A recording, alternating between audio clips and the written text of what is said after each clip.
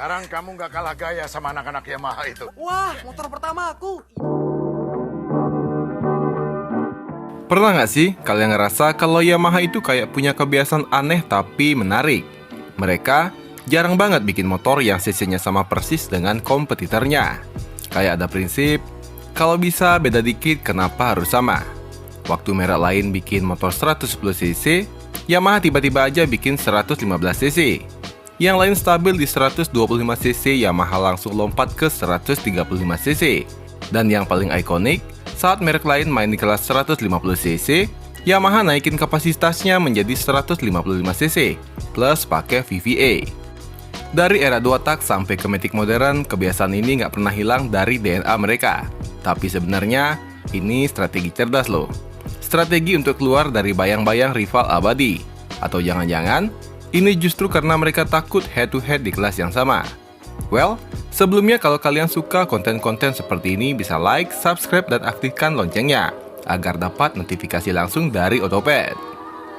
Kalau ngomongin sejarah, saya akan ajak kalian kembali ke masa lalu di era tahun 80-an, ketika masa kemasan motor 2 tak sedang jaya-jayanya. Setelah Yamaha puas dengan hasil dari penjualan RX100 yang memang kala itu lumayan laku, Kawasaki melakukan perlawanan dengan memperkenalkan Binter GTO yang memiliki kapasitas 110cc di tahun 1980. Yamaha lantas membalas dengan menjual RX di tahun 81, tapi punya kapasitas yang sedikit lebih besar dari rivalnya, yakni di 115cc. Nah, motor ini nih yang mengawali keanehan dari Yamaha. GTO 110 punya tenaga di 14 HP, terus dengan beda 5cc, Yamaha RX punya tenaga 1,5 HP lebih banyak. Meskipun memang Yamaha punya harga yang sedikit lebih mahal karena statusnya yang masih CBU dari Jepang, namun terbayarkan dengan mesinnya yang lebih bertenaga. Yamaha lantas menjual Eric King di tahun 83. Ini adalah RK versi rakitan lokal, sehingga jadi lebih terjangkau ketimbang RIK yang terkesan kemahalan. Dengan power yang sampai 18 HP, tentu Eric King adalah satu-satunya motor 2 tak yang terjangkau yang paling disukai. Cuma di sini sudah mulai nih keanehannya. Normalnya cc motor itu kan 100cc, terus 125, lalu ke 150 deh. Lah, RX itu kan 115cc. Loncatnya langsung jadi ke 135cc. Meskipun memang belum ada motor 2 tak di Indonesia yang main di kelas 150cc kala itu. Setelahnya lantas Yamaha memperkenalkan RX-Z dan RZR dengan mesin yang sama-sama 135cc. Kedua motor ini ditujukan sebagai pilihan yang lebih sporty dari Eric King. Meskipun sama-sama 135cc, ternyata mesin Eric King dan RX-Z itu berbeda. Eric King mengejar torsi di putaran bawah, sedangkan RX-Z lebih ke putaran atas yang lebih teriak. Terlebih RZR yang lebih kencang di trek panjang akibat sudah memakai fairing. Nah, ketika Suzuki masuk ke pasar motorsport dengan RJR 150 di tahun 90-an, Yamaha nggak bergeming sedikit pun, masih setia dengan mesin 135cc-nya. Bahkan, dengan fakta bahwa Suzuki RJR 150 adalah satu-satunya rival dari RZR, saya pakai RZR karena sama-sama pakai fairing ya. Yamaha masih percaya diri dengan kapasitas mesin yang hanya 135cc.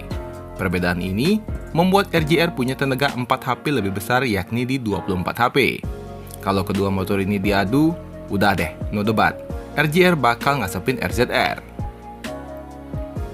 Dengan tidak adanya upgrade kapasitas mesin, Yamaha terkesan nggak mau head-to-head.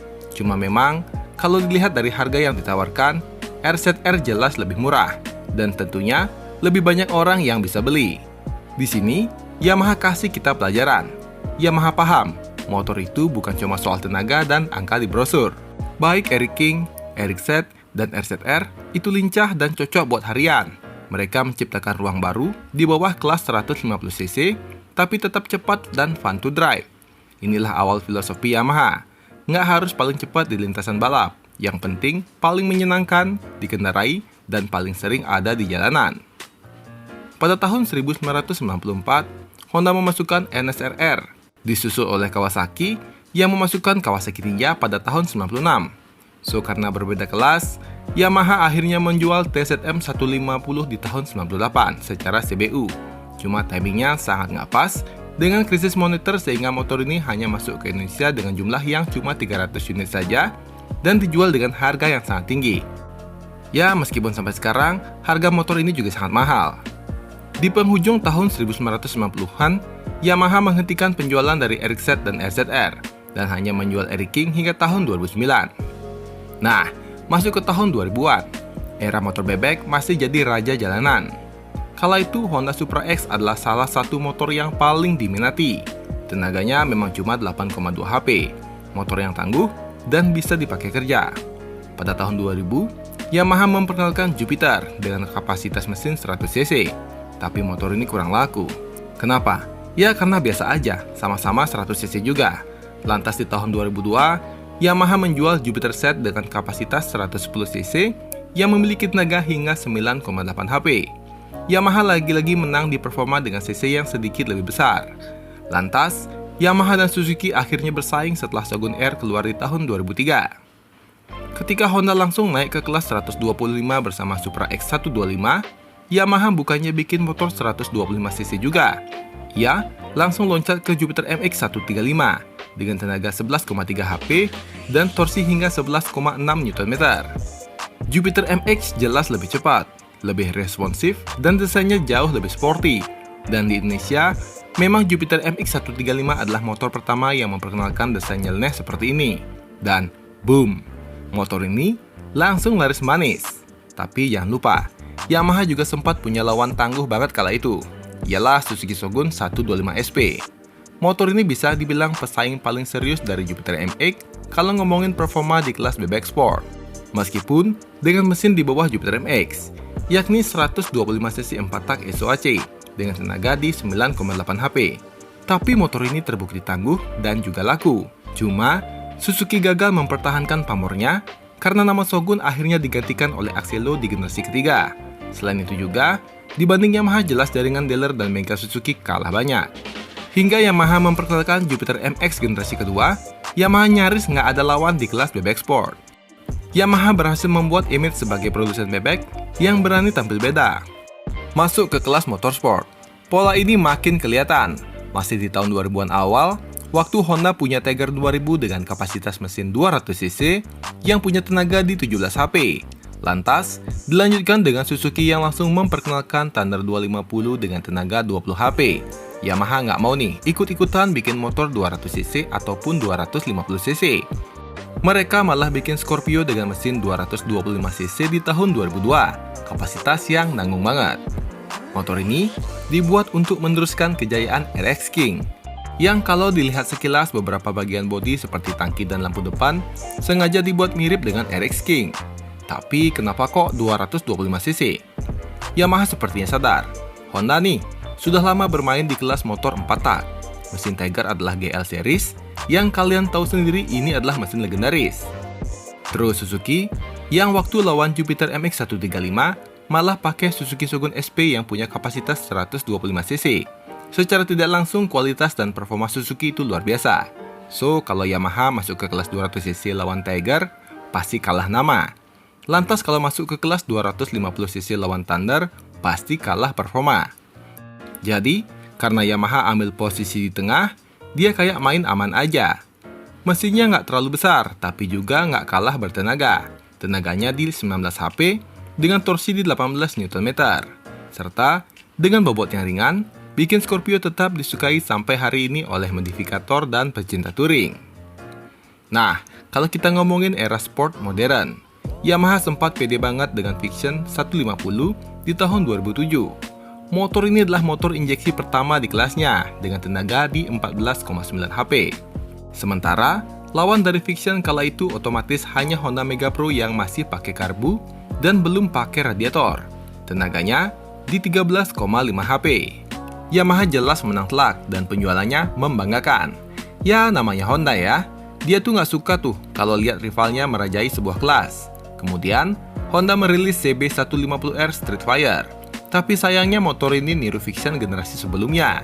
Karena di waktu yang bersamaan, Yamaha jual New Vision Lightning yang meski secara performa kalah, tapi penampilannya lebih cakep ketimbang CB150 Streetfire yang biasa aja.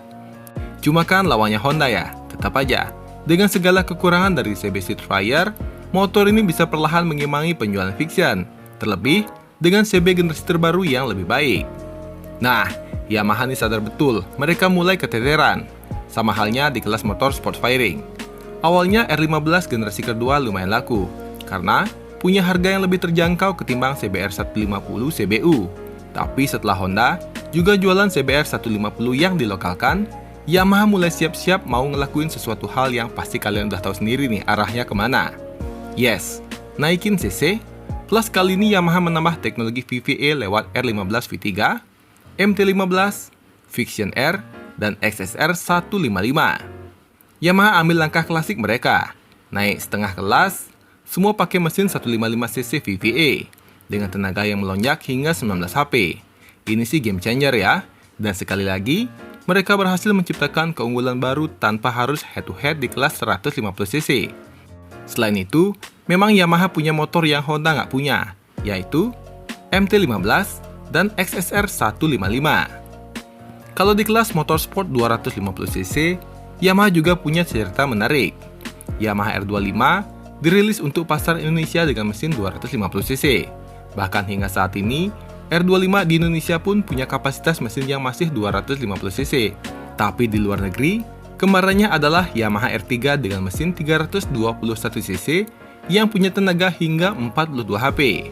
Dan motor ini dibuat untuk ngelawan Kawasaki Ninja 300. Nah, kebiasaan Yamaha pun sudah mulai go internasional. Cuma, kenapa ya nanggung banget cc-nya? Kenapa 321cc? Kenapa bukan 350 atau bahkan 400cc sekalian?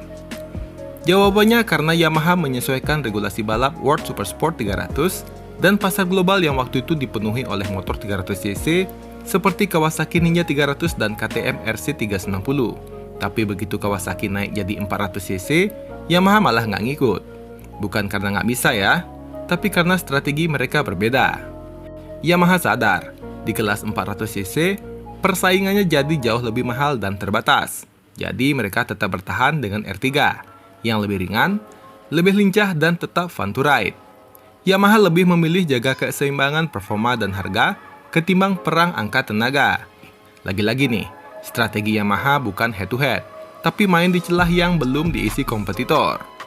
Sekarang kita di bagian yang paling relevan saat ini, apalagi kalau bukan di dunia motor metik.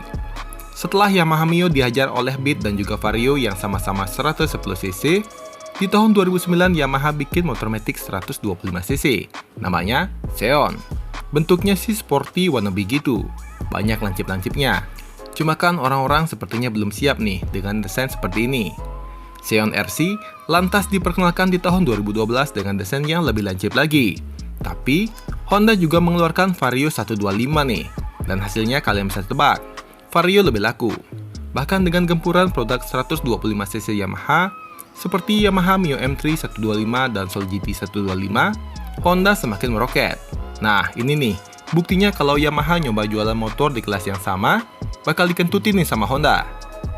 Dengan penjualan sport yang semakin turun, bebek juga sudah mulai digantikan oleh Matic, Yamaha akhirnya meluncurkan senjata pamungkasnya di awal tahun 2015. Tepat sebulan setelah Vario 150 diperkenalkan, Yamaha juga memperkenalkan NMAX 155. Si motor ini nggak cuma beda 5cc, bahkan kala itu, Yamaha nggak mau bersaing dengan bentuk motor konvensional seperti Vario. Buktinya, memang secara penjualan NMAX itu sangat laku bahkan di tahun pertama peluncurannya.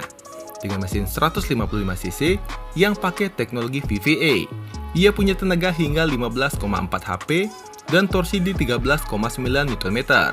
Jauh lebih besar ketimbang Vario 150 yang cuma 13 HP-an doang. Hasilnya NMAX langsung jadi ikon baru skutik sporty di Indonesia. Honda pun sampai harus ngejar dengan PCX 160 yang datangnya terlambat. Tapi Yamaha udah keburu dapat gelar Raja Matic kencang di mata masyarakat. Belum lagi, dengan diperkenalkannya Aerox 155, yang kali ini strategi Yamaha membuat Matic mereka terlihat sporty itu berhasil. Karena kan sebelumnya, Xeon cuma kelihatan sporty aja. Nah, Aerox sendiri kan nggak cuma kelihatan sporty, tapi faktanya memang motor ini kencang. Lihat aja tuh, gara-gara Aerox, berapa pintu yang jadi korban karena ditendang.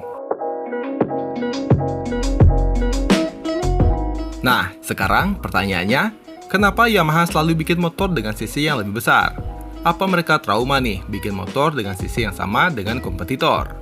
Sederhananya gini nih, Yamaha ingin menonjolkan kesan bahwa motor mereka itu lebih bertenaga dan fun to ride. Dengan cc yang lebih besar, Yamaha bisa kasih torsi lebih kuat serta karakter mesin yang lebih hidup dan sensasi berkendara yang lebih nendang. Tapi di lain sisi, ini juga strategi marketing yang brilian. Dengan cc yang sedikit lebih besar, mereka bisa keluar dari perbandingan langsung. Kalau NMAX 155 dibandingkan dengan Vario 150, Yamaha bisa bilang, ya wajar lah NMAX lebih mahal, cc-nya juga lebih besar. Padahal kan itu cuma 5 cc ya. Tapi di mata konsumen, NMAX terlihat jauh lebih premium dan superior. Dari Eric King dan RZR 135, Jupiter MX 135 sampai Aerox dan NMAX 155, semua punya satu benang merah. Yamaha nggak mau jadi yang terbiasa-biasa aja. Mereka nggak mau ikutan arus, tapi pengen punya identitas. Dan identitas itu adalah sedikit lebih besar, tapi rasanya jauh lebih asik. Entah itu strategi untuk menghindari perang langsung sama Honda dan Kawasaki, atau karena memang mereka tahu nih gimana caranya bikin motor yang menyenangkan. Gimana nih menurut kalian?